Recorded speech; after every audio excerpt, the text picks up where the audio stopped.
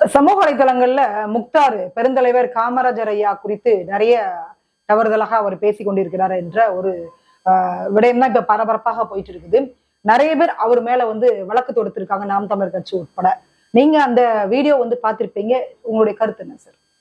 அந்த மூதேவி முக்தாரு நான் இதுவரைக்கும் எனக்கு 58 வயசு ஆகுது. நான் இதுவரைக்கும் யாரையும் கெட்ட வார்த்தையில பயன்படுத்தினது கிடையாது. ஆனா இந்த நாதாரி புறம்போக்கு கேடுகட்ட மூதேவி, இந்த தமிழ்நாட்டினுடைய சாபக்கேடு இந்த நாய், வேலூர் புரட்சி கண்ட ஆங்கிலேயருக்கு எதிராக புரட்சி கண்ட வேலூர்ல பிறந்த இந்த ஒரு தற்கொலை அறிவு கட்ட முண்டம், இந்த பைத்தியக்காரப்பைய இவ்வளவு நான் இந்த நாயை இன்னும் எத்தனையோ வார்த்தையில பயன்படுத்தலாம். ஏண்டா அறிவிட்ட நாயே, காமராஜர் அமைச்சரவை 1952 ஆரம்பித்து 9 ஆண்டு காலம் ஆட்சியில் இருந்த பொழுது 8 அமைச்சர்களை வைத்துக் கொண்டு ஆட்சி செய்தவர். அந்த 8 அமைச்சர்களிலே கக்கன் இருக்கின்றார். ஏண்டா அந்த 9 ஆண்டு கால ஆட்சியிலே 8 அமைச்சர்களிலே இன்று வரை அமைச்சரவையிலே இருந்தவர்கள் யாராவது ஊழல் செய்தார்கள் என்று அறிக்கை விட்டிருக்கின்றார்களா? 3/10/1963 காமராஜர் ஆட்சியில தான் கள்ள நோட்டு இருந்தது, ஊழல் நடந்தது, முதல் ஊழலை துவக்கி வைத்த என்று இந்த முக்தார் மூதேவி ஏண்டா சோழத்திங்க வேற திங்க நாயே, ஏண்டா காஷ்மீர் முதல் கன்னியாகுமரி வரை இந்திய விடுதலைக்காக போராடி 9 ஆண்டு காலம் சிறையில் இருந்தவர் காமராஜர். இந்திய திருநாட்டினுடைய பிரதமர் யார் ஆக வேண்டும் என்று கைகாட்டியவர் காமராஜர். அவர் எதுக்காக கள்ள நோட்டு அடிக்கணும்? அறிவட்ட பைத்திய கரப்பையில என்ன நேருவையே காந்திஜியோட சேர்ந்து கைகாட்டியவர் காமராஜர். அவரு வேணுங்கிற மத்திய அரசுல நேரிட்ட கேட்ட வேணுங்கிற கோடிக்கணக்கில் கொட்ட போறாங்க. இப்ப இருக்கிற மாதிரி இப்ப 40 எம்பிக்களை வச்சுட்டு மோடிக்கு எதிராக பேசிக்கிட்டு நிதி தரல, 2000 கோடி தரல, 3000 கோடி தரல புலவிக்கிட்டு இருக்கிற மாதிரி இருந்தாங்க. நேருக்கு அப்புறம் இந்திரா காந்தியை பிரதமராக்குவதற்கு போய் அங்கே கைகாட்டியவர் பெருந்தலைவர் காமராஜர். தமிழ்நாட்டுடைய வரலாறு எடுத்து போற நாயே, அந்த வரலாற்றில காமராஜரை தவிர எந்த முதலமைச்சராக அதுக்கு பின்னால் வந்த எந்த முதலமைச்சரும் போய் டெல்லியில கைகட்டி தான் இருக்கிறாங்க.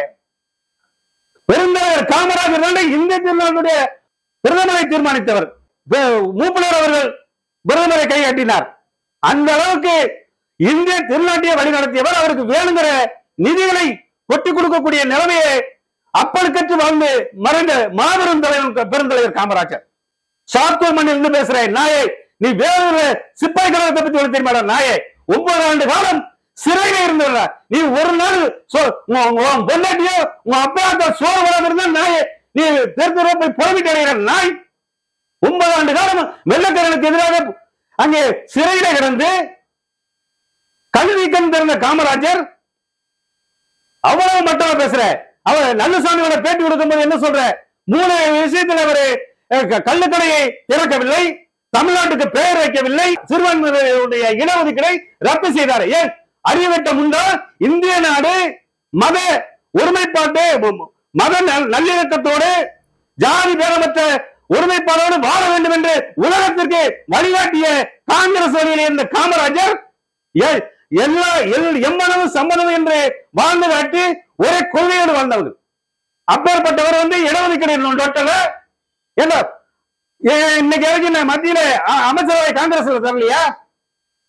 இந்த மாதிரி நீ இந்த 2026 தேர்தலுக்காக எதையாவது போன அக்டோபர் மாசம் என்னன்னா அவர் பசுமன் தேவர் அவர்களை அந்த ஒரு விமர்சனத்தை வைத்து நீங்கள் என்னென்னமோ முயற்சி பண்ணி பார்த்தீர்கள். ஏதாவது ஜாதி கலவர வருமான ஒரு மயிர் வரல. ஏன்னா அவரும் தேசிய தலைவர். இன்னைக்கு பெருந்தலைவர் காமராஜரை டிசம்பர் மாதம் எடுத்திருக்கிற சிறப்பு பிஞ்சு போகும். டாஸ்மாக் 5200 கடை திராவிட கட்சிகளால் உருவாக்கப்பட்ட அந்த கடை டாஸ்மாக் கடை இருக்கு. சாதாரண குடிமகன் கூட குடிச்சிட்டு வந்தால கோவம் வந்தா குமரிடுவான். எங்கேயாவது சிக்கிறாங்க, சின்னாபின்னம் ஆக்கி போடுவாங்க நாயை.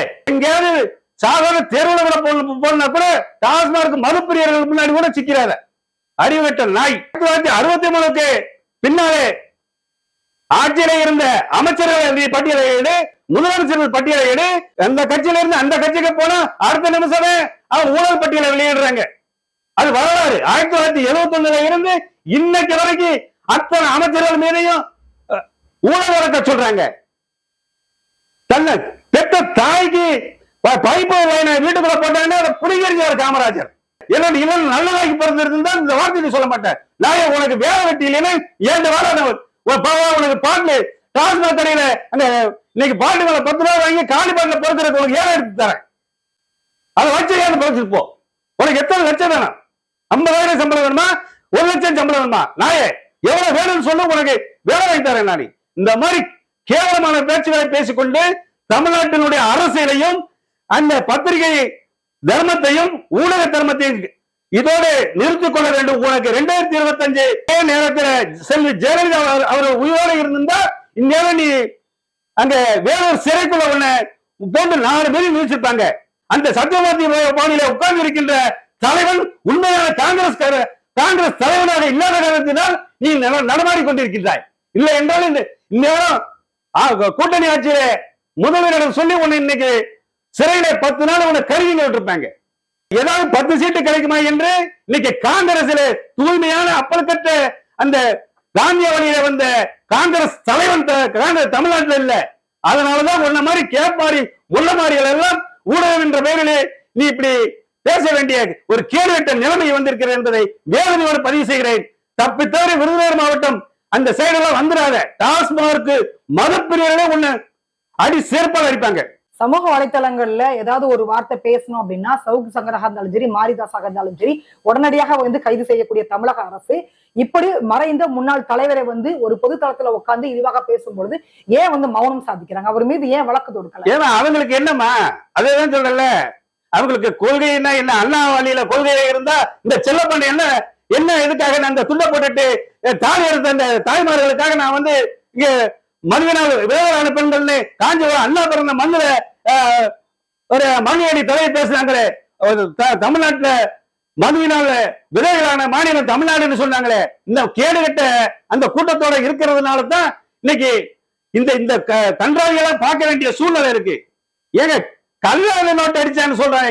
ஏங்க இந்திய திருநாட்டையே சுதந்திரத்திற்காக பாடுபட்டு அவர் வேணுங்கிற பணத்தை அங்க நேரத்தையும் இந்திரா காந்தியையும் கேட்டு வாங்கக்கூடிய ஒரு தலைவனா எவ்வளவு வேதனையான பேச்சு.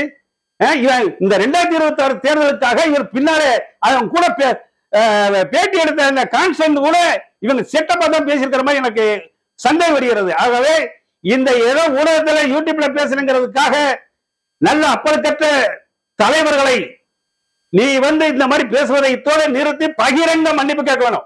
இந்திய திருநாட்டிலே தமிழ்நாட்டிலே தமிழ் அச்சுக்களை பொறிக்க இயந்திரத்தை இறக்கிய ஆறுமுக பிள்ளை நாவலர் அவர்கள் இன்னைக்கு பிறந்த நாள். இந்த நாள்ல உனக்கு எச்சரிக்கை விடுறேன். மரியாதை வருகின்ற 10ஆம் தேதிக்குள்ள பகிரங்க மன்னிப்பு சத்தியமூர்த்தி பவனிலே இல்ல வேலூர்ல எங்கேயாவது காமராஜர் சிலை இருந்தால் காலடியிலே மன்னிப்பு கேட்டுவிடு. காமராஜரை கொள்கை தலைவராக ஏற்றுக்கொண்ட விஜய் அவர்களுடைய மாநாட்டில 2வது மாநாட்டில மதுரையிலேயே உன்னை மண்ண கவனிச்சிருப்பாங்க. அன்னைக்கே நீ தப்பிச்சு விடாத. இதோட நிறுத்திக்கோ. இந்த கேப் மாதிரி முள்ள மறுத்தனம் இதெல்லாம் நிறுத்தி கொண்டு உனக்கு பிழைக்க வழி இல்லை என்றால் எனக்கு போன் பண்ணு. உனக்கு வழியை சொல்றேன். பாட்டு பறிக்காது உனக்கு வழியை சொல்றேன். நீ அதுல கோடி கோடியா சம்பாத்தியம் பண்ணலாம். இந்த மாதிரி தமிழ்நாட்டிலே பிறந்த பச்சை தமிழர்களை, உண்மை தமிழர்களை, அந்த தமிழ் இனத்திற்கே 8 கோடி தமிழ் இனத்திற்கு வழிகாட்டக்கூடிய தலைவர்களாக இருக்கக்கூடியவர்களை இனிமேல் யாரையும் நீ பேசக்கூடாது என்பதை இந்த நேரத்தில் பதிவு செய்கிறேன்.